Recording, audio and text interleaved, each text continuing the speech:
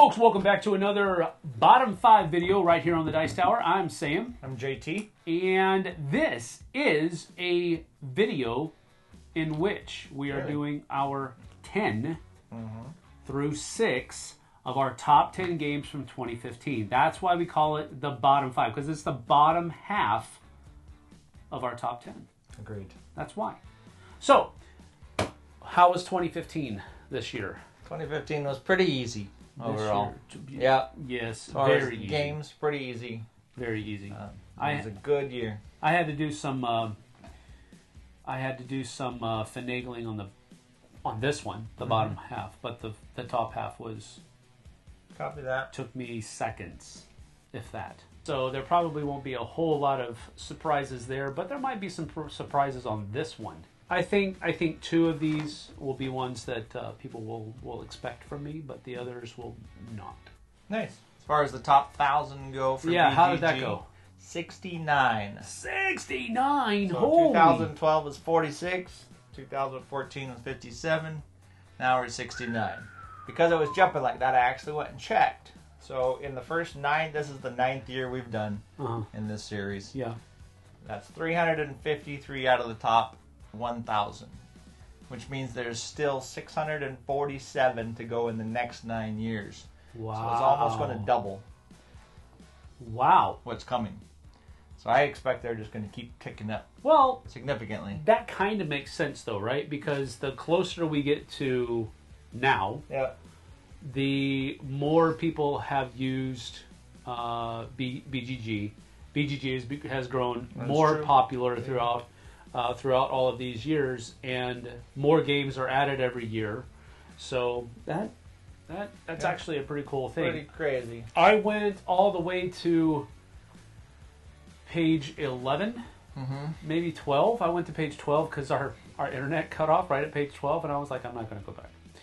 And there were still ranked games on page 12. Yeah, I'm going to throw out 3 games right now that I haven't played, but I really, really, really want to play from this year. Okay, go ahead. The Bloody Inn, Prodigal's Club, and Automania.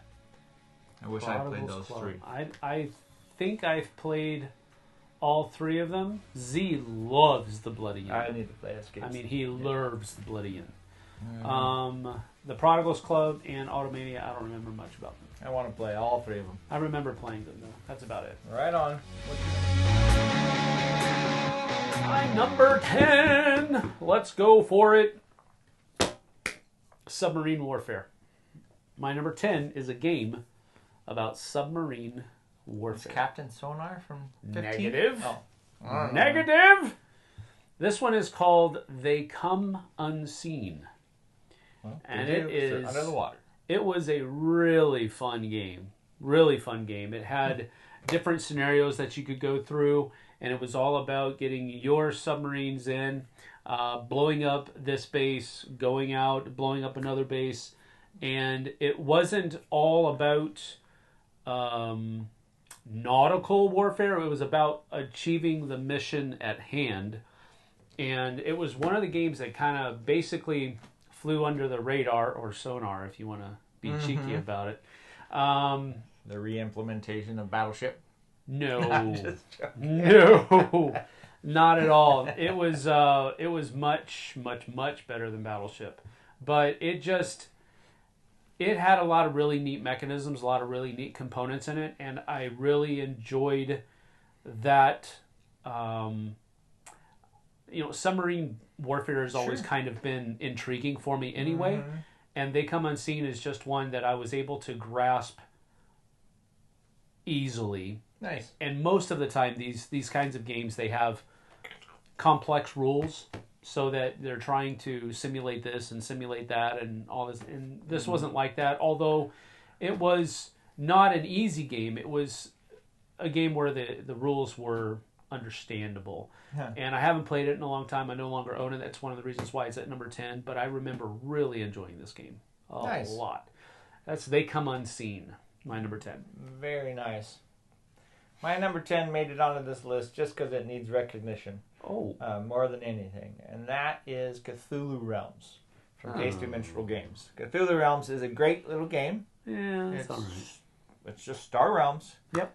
The cool thing about it is there's no text. Like, you can play this game with anybody. They don't need to, you don't have to speak English, French, Japanese, or whatever you want. You can still play this game because it's all symbols. Yeah. I really like the art in this game. It's just a nice little box. This is a great one to play just for. I just like the look of it. I like the version of it. Yeah. But it's pretty. It seems pretty under the radar, I suppose. I've never been a Lovecraftian fan. I mean, there are certain games that I enjoy playing that have the Cthulhu theme on it, but it's not because of the Cthulhu theme. Sure. A lot of people are drawn to that theme, and that's fine. This kind of has the campy, like, I mean, it's Lovecraftian campy, but it's almost like campy zombie type of drawings. It's more cartoony than anything very else. Cartoony. Yeah, no, I get it. It was a fun enough game. I would rather play Star Realms. That's the only reason about me. But yeah, it largely went under the radar as well. Yep. Yeah, not a whole lot of people know about that game. Sweet. All right, well, good pig. Let's move on. All right, my number 9 is a game designed by a man by the name of Richard Borg, and it is part of the Command and Color System series of games made by a number of different publishers, but this one is called Great War, or The Great War, and this is basically the World War I installment in the Commands and Colors series from Richard Borg. So you've got the American Civil War, you've got Napoleonics, you've got Ancients, you've got World War II, you've got the 100-Year War, which is what Battlelore was to begin with. But they also added in some fantastical elements. It's a lot of war, man. Into that game. Well, likes war. Take a look at history for crying out loud. There's a lot of subject matter. A lot of war. But this one was cool because it entered into trench warfare, and then they also had a tanks expansion that they added into it as well, which was, I think, one of the first wide scale, I guess you could say, uses of tanks in modern combat. So that was cool too. There was a lot of really good stuff about it. I really enjoy the Commands and Colors system. I'm much more of a Memoir 44 fan, but this one's really good as well, especially if you are of the fandom of World War I history. Then this one would probably appeal a little bit more to you. It has very much of the same component quality that Memoir does, although slightly not as good, but still, it was still a great production, still a great game. That's my number 9, The Great War.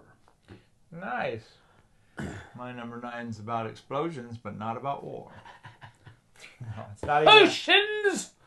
Huh? Potion explosion. Potion explosion. I knew it. They need to remake this 2024 with mixing drinks. I don't know. Make yourself a cocktail. Potion Explosion by Horrible Guild is a super fun game. You're just picking these marbles out of this cool little tray as they drop down and putting them into your potions.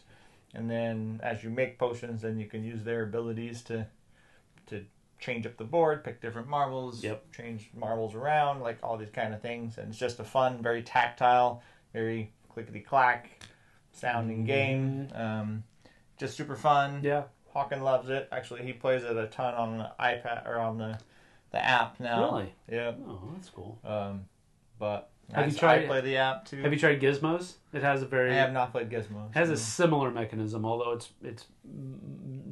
I know, like, Potion Explosion has, like, 4 or 5 different rows of marbles. Yeah. Gizmos only has 1. It's probably 5. Yeah, it might even be 6. Oof. But you pull one out, and then whatever clacks together, if they're the same color, you get to take those 2. Ooh. And then whatever clacks together, if they're the same color, you get to take those 2. You can chain it. You can chain it really nice. Yeah, the chains are pretty fun. Yeah, that's cool. Yeah, I remember Tom really was smitten with this game. Yeah, what a fun game. Yeah, it's got a really cool... Again, I usually call those kinds of things gimmicks, but that's one of those things where the gimmick actually worked well. I probably still have it on my phone. Let me see. I haven't put it back on this phone yet. Just Raiders and Role Player and some other things. Cool. Sagrada, Viticulture. Alrighty, that's Potion cool. Explosion. Good pick. My number 8 is probably I'm going to say... Is a crossover number 8. Negative. Oh. It's probably one of the most innovative games on this list. Oh. And I don't even know what's on your list. I'm going to say it's probably the most innovative game out of both of our lists. Okay. I know that's probably saying a little bit. But this one took time travel to a new level. I love scenario-driven campaign-style games. Mm-hmm. And this one added time travel to that. It's called Time Stories. Time ... It's an acrostic, stories. Yep. And I think, back in the day, we played through every single scenario. And by the time we got through the scenario, I think we were all just kind of done with the game. Mm-hmm. We played it so much. And I think we were just done with it. But thinking back, it's some of the coolest experiences I think I've had with gaming has been tied to that idea of traveling back through time, figuring out a story, repairing rifts in time or the storyline or what have you, and then trying to get back in a certain amount of time. I really enjoyed this game a lot. Nice. And it was they've taken There's a lot of people that talk highly of it. They've revamped it as well. Mm-hmm. The version that's available now is a cleaned up, streamlined version of it, I think. I want the Bill and Ted's version. They've got Bill and Ted's? No. It'd be nice. Don't get my hopes up. I see that. He's like, oh. Man. Yeah, no, I want the Bill and Ted's version. But yeah, there's a lot of people that talk very highly. No, yeah, it was a super cool game. You could you basically were just trying to figure. It was kind of like a puzzle game and a time travel game at the same time. It was just really cool. I really enjoyed it a lot, and having all of the different kind of packs, scenario packs, it just really, really, really neat. Really neat. I loved it a lot. That was my number 8, Time Stories. Now my number 8, I didn't know who this designer or who this publisher was. No, it's pretty funny. My number 8 is Xenoshift Onslaught. Oh, okay. From Cool Mini or Not. And I could not for the life of me. I'm like, Simon. I know who that is. Yeah, Simon. I know, but it actually says Cool Mini or Not that's, on there. They used to be called. It threw me off. It was pretty funny. But anyways, Xenoshift Onslaught is a very, very brutal game. Very. Where you're, very brutal game. Where you're deck building, your small deck, you're placing out whatever units and abilities and weapons or whatever else they may have to help them. And then you're placing a row of cards that are all enemies who get stronger and stronger and stronger. And then you're just head-to-head fighting those and seeing if you win or if your base takes damage. It's a cooperative game. Yep. Where you can, sacrifice your stuff to help somebody else, and it's just a very cool game. I love the theme of it. It really gave you that kind of aliens onslaught for, like Aliens, the board game where all the aliens are just pounding down on your Marines and just wiping them out. It just gives you that feel. It's like Aliens and Starship Troopers had a baby. Exactly. And you, in between rounds, you're buying from a card. Not tableau, that's not the right word. A market. Yep. But the market has like 9 or 12 cards, I don't remember, that you can buy from. But it's a really cool game. They had another version come out. Dreadmire a little bit later. That was my favorite one. Yeah, that was awesome. It took an added weather. It added weather modifiers. So. Yeah, that was a cool thing. Michael Chanel is the designer, and that is why that game is so cutthroat. He loves designing games that way. It's really cool. He loves making the players who play his games sweat. He loves that. Mm-hmm. He's quite that way. Yeah. So my number 8 is Xenoshift Onslaught. That's a good one. Cool Mini or Not. Xenoshift is a great game. Yes. Very fun game.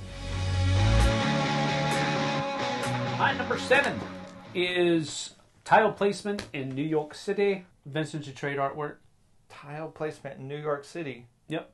What did I miss? New York, 1901. Oh, copy. Didn't make it on the list. No, of course it didn't.